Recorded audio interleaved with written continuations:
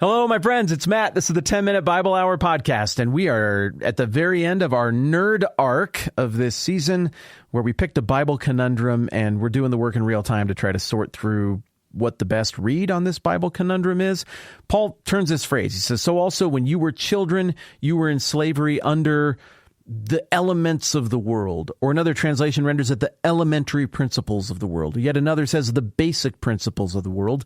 And I want to know what the heck he means by that. So we're digging into the Greek and the history around this word and Greek philosophy and Plato and Aristotle and Socrates. And I think it's super fun. Hopefully you're having fun too, but if you're not, today will be the end of it. All right, let's pick up where we left off yesterday and we'll round this thing out.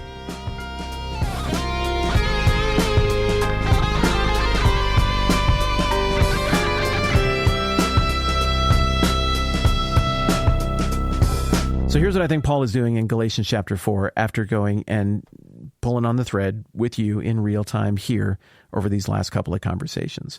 And so let me give you my little annotated reading of this passage, and then we'll put this to bed and we'll move on to the next stuff in Galatians 4. In the end of Galatians 3, I think Paul is saying, hey, we've been through a lot of hard stuff here theologically, but let me get toward wrapping up my analogy. The law was great. God did a great job with it. It serves a wonderful purpose. Salvation and right standing before God is not one of those purposes. It's a tough trustee, a tough teacher for when we were in the metaphorical kid era of faith and relationship with God. But now through Christ, we've moved into the metaphorical heir era, H-E-I-R, heir era. And now, here's my final thought on that. What I am saying, Galatians 4:1, is that as long as the heir is a child, he's no different from a slave, although he owns the whole estate. See, Paul says, that kind of finalizes my analogy. Let me just finalize it a little further, though. Paul says, he's subject to guardians and trustees until the time set by his father. But so also, and this is annotation, paraphrases mine, dare I say, in an even bigger perspective, even beyond that as well, when we were children, we were in slavery under the elemental forces of the world, the elements of the world, something even bigger than just what's inside the walls of the metaphorical noble household in which we were metaphorically being raised.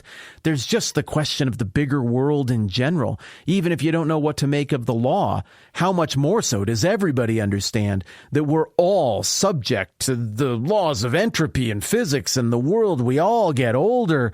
Our bodies break. Things break down. The physical elements that undergird everything will one day have their way with all of our bodies. These ground rules feel inescapable, like this would never change. All of that's very much paraphrase mine.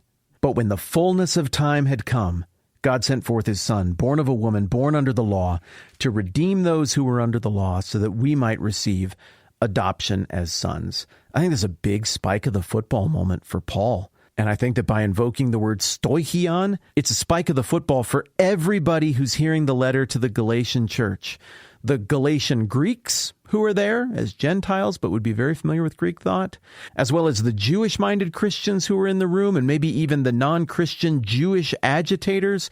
Paul is saying, all of time, whichever one of these threads you are descended from, Greek thought thread, Gallic thread, Jewish Old Testament thread, the law, whatever thread that you are coming from, as we are all gathered here together to work this through, the pivot point for all of it, the summation of all of these things that seemed unbreakable, the hard written rules of your story, wherever you're coming from, ethnically, culturally, it all pivots in Christ. That is the fullness of time, no matter who you are, no matter what you believe about where the world came from, no matter which philosophers you read, whether you're keenly aware and feel the burden of the law like me and Peter do, or whether you have no clue about any of that stuff, like a Gentile outsider might have no clue.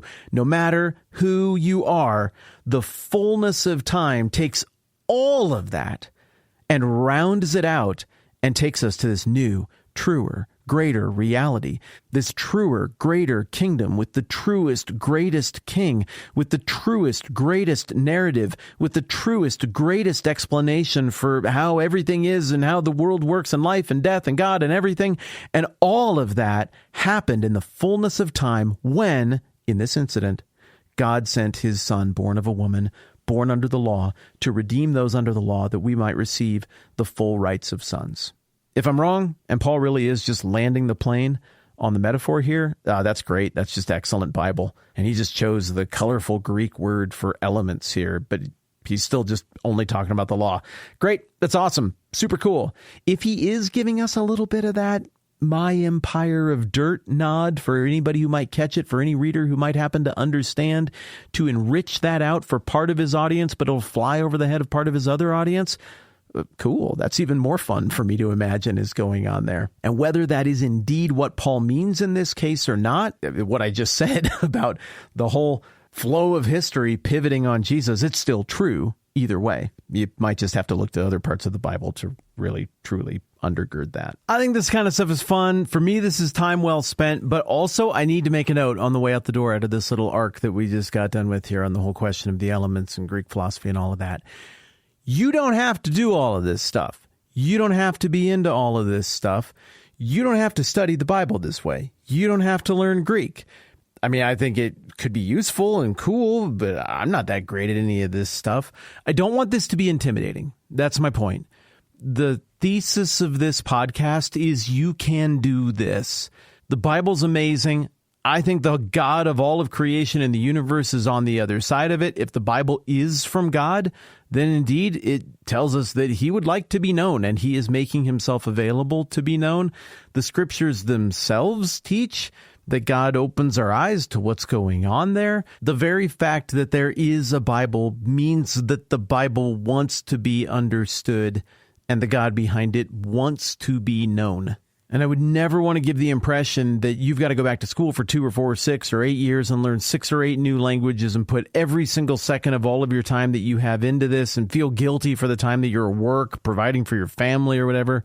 And this is, you got to do all this other stuff or you're not taking it seriously, and that doesn't work. That is not the case. And it's part of why I'm grateful that there are professionals who have dedicated their lives to all of this stuff. And when they present their work well, we can go and look at it and understand whether they did a good job or not, oftentimes pretty quickly.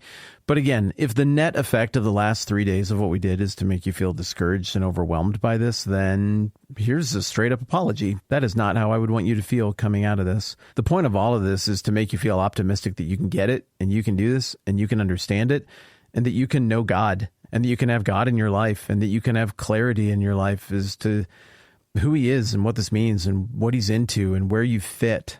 But also at some point, pretty much everybody's going to ask the question, how do we know any of this stuff? And from time to time, I think it's cool to pull back the curtain on that and be like, yeah, here's how we know some of those details that undergird the conversations and that the scholars give us to help us understand the text.